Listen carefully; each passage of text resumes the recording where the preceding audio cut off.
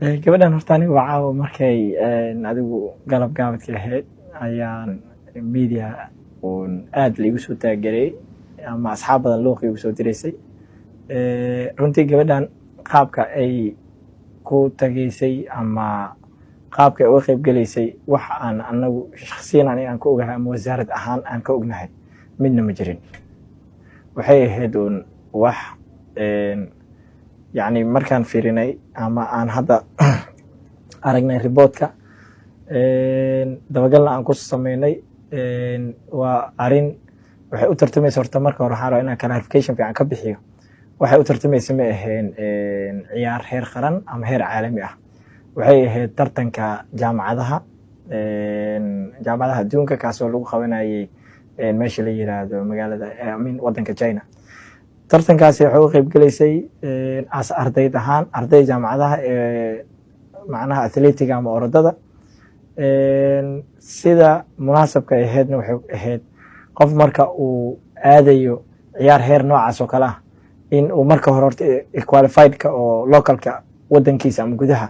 inuu kusoo baxo ururka jaamacadaha ama jaamacadaha inay qabtaan tartan noocaas dadka qualified-ka kusoo baxana in meeshaas loo diro. marka waxaan dareemaa gabadhaas sida meeshaas ku tagtay si sax ah waddo sax looma marin. waxaan aaminsanahay gabadhu ayad lafteedu meesha waa lagu dhigo qof lagu dhibaateeyay waa meesha ismalihi kuwa meesha u diray gabadhu waa u daneynayeen ma ayaga daneysanay ma gabadhay u daneynayeen waxay ka wada ma fahansanin laakiin insha Allah waxaan sameyn doonaa arintaas arin aan xogteeda raadin doono more insha Allah. wasaaraddu waxba kama oga arintan waxaan ognahay in agaasimihii guud ee wasaaradda uu goobjoog ahaa gabadhan markii garoonka diyaaradaha cadda ay ka bixisay sidee dadka u qancin karnaa. okay waxaan clarification inaan markale ku celiyo wasaaradda waxba kalama soconin oo cod dheer inaan dhaho laakiin agaasimaha guud macnaha wasaaradda waxaan ka wadaa hanaanka oo loo maray soo xulisteeda iyo maxay toole ka qayb qaadashada tartankeeda. annagu tartanka marka ay ka harsaneed wax 48 saacadood ka yar ayaa waxaa dhacday in ay nala soo xiriireen qodada safaaradda China oo ay leeyihiin arday Soomaaliyeed oo jaamacadaha tartan xagga uga qayb galay sponsor gareynayno. marka waxaan rabnay inaad ka wasaarad ahaan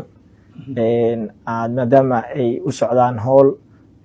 sports la xiriiro inaad maxay tole arintaas qayb naga qaataan. marka annagu agaasimaha guud wicitaanka u yeerista uga qayb galay waxay ahayd qofkaas baxayo oo madal waxay ahayd oo yani sagootin oo kala ah laakiin xaqiiqda waxay tahay sida lagu soo xulay meesha ay qualified uga soo noqotay inay ciyaartoy hore ahayd inaynan ahayn intaba wax wasaaraddu ay rool ka lahayd ama ay ogeed ma ahan. marka taa waxaan ula jeedo waxaa waaye annaga wax aan kala socno ma leh sifada iyo qaabka ay ku soo gashay laakiin inay bixaysay oo last minute oo agaasimaha guud uu maxay tolay ka qayb galay kaas macnaheedu ogaal wasaaradda maana waxaan ula jeedo meesha originally sidii lagu soo xushay iyo sida lagu soo qaatay taasaan waxba kala soconin haddana cod dheeraan ku leenahay waxaan kala socnaa marka hawl aydan bilowgeeda ogeyn ee damaadkeeda goobjoog ka noqotay waa sidaas la dhihi karaa si saxda ah. dabcan gabadhu magaca Soomaalida ku bixisay Soomaaliyana matalaysay siyaabo kala duwan dadku waxa uga hadlaan arintaasi ama qaabkii loo diray ciladaha ka jiraan laakiin miyaan ahayn wasaaraddu in ay mar kasta korjoogteen ku samayso ogaatana cid kasta oo magacii Soomaaliya ku bixisay oo arrimo ciyaaraha la xiriira waliba warantii Cabdullaahi horta sida saxda ah waa sida hadda ka dhawaajisay wasaaraddu inay oversight ku lahaato xiriirada kala duwan ee dalka ee ciyaaraha dibadda u aado laakiin hadda tan xiriir ma bahaba waxa ay gabadha ku bixisay waa ururka jaamacadaha waa wax aanan xiriirada shaqo ku leeyahay guddiga Olympiga ka tirsaneen laakiin markaan u soo laabto yaa xulay sidee la xulay يعني waxa aan hadda raadinayno xogteeda ama aan hadda dabagalka ku hayno ayaa waxa sida ay gabadhaas lagu soo xulay iyo sababaha ay oga mid noqotay ay macnaha qualified ka ku noqotay waxa aan hadda ka rabno aan la xisaabtami doono oo aanan oga hari doonin waa hadduu ilaa yiraahdo laakiin waxaan rabaa inaan u laabto waa runtaayo sidaas si lamid ah xiriirada kala duwan marka ay xulalka qaranka ama dadka ciyaaraha dibadda u aadaya ay soo xulayaan sida saxda ah waxaa waa ama sharciga policy level ama maamulka ama waxa la yidhaha siyaasadda jihaynta guud ee ciyaaraha horumarinta ciyaaraha dalka waxaa mas-uulka ah wasaaradda siyaasad ahaan xiriiradu waa hay-ado madax banaan waxay u madax banaan yihiin marka day to day activitygooda waxay kaloo u madax banaan yihiin waxa la yidhaahdo administrationkooda iyo technicalka u madax banaan laakiin markay timaado arrimaha caalamiga ah ama ciyaar heer caalami ah ama in la matalo soomaaliya waa in howl ay wasaaraddu ama dowladda oversight ku lahaato marka roolkaasaa meesha ka maqnaa insha allah waxaan ku dadaalaynaa ama annaga xaqiijinaynaa inay shaqadeenu ma gebine annaga shaqadeeni aan maalin kasta waxaan isku haysanaa maarar badan idaacadaha waa ka sheegay dhowr shiran qabta waa sheegay in roolkaasi wasaaraddu leedahay laakiin xiriiradu ay muddo maadaama ay waxaan la joogeen waxaa la yidhahdaa waxa markay baadida kugu raagto xoolahaad leedahay muddaay marka maadaama shaqadan ay wasaarad shaqadeeda aheed ee muddo xiriirada gacanta ku hayeen xiriirada weli waxay haysaa inay ayagu leeyihiin wasaaraddu markay u dhahno wasaaradda iskale waxaan soo wareejiyaan way ka dagaalamaan waxay moodaan waxay ay leeyihin oo lagu haysta marka ma jirin miya hanaan xulasho oo tartan loo qabtay gabdhaha jaamacadaha oo dhan tartankaasi oo dabadeed qofkii ka soo baxay markaas uu noqdo qofkii Soomaaliya matalaya marka miyaana la sameeynin tartankaas xulashada la xiriir sida saxda ah oo gabadha inay ku baxday ahayd saas ahayd sida hadda ka sheekeynaysa in xulasho laakiin ma dhicin mana la sameeynin waana ka xunahay in gabadhaas ayadan meesha lagu ajaro ummadana la ajaro dadka Soomaaliyeedna aan mataqaana magacoodii iyo qiyamkoodii meeshaas sida aan habooneyn munaasabkeen loo geeyo wax laga fiican yahay wadamo badan oo Soomaaliya laga yaabay inay dhinaca nabadda iyo dowladnimada muddo uga fiican yihiin ciyaartooy fiican haystaa tartamada caalamiga mararka qaar kaalinta ugu dambaysa ka gala waana wax dhaca oo ma aha wax maanta hadda Soomaaliya